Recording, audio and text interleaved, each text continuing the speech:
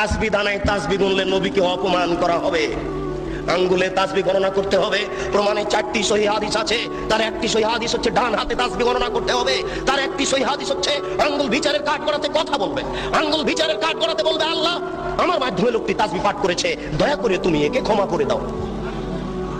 তাসবি দানায় তাসবি গণনা করা রাসূলের সুন্নাত নয়।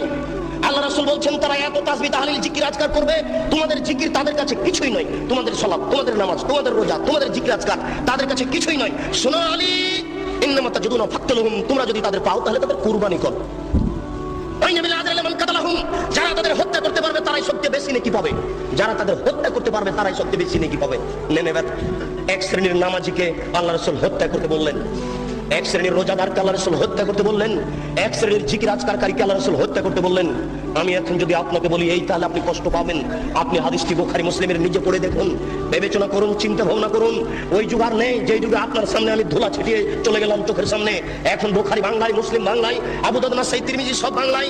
আপনিও কালকে সকালে এই হাদিসগুলি পড়ে দেখতে পারেন। আপনি যাচাই বাছাই করুন, আপনি বিবেকবান মানুষ। আপনার বিবেকের সামনে একটা অহেতুক কথা বলে চলে যাব, এটা হয় না। ওই সময় পার হয়ে গেছে, এখন নগদ বুঝার সময় এসেছে।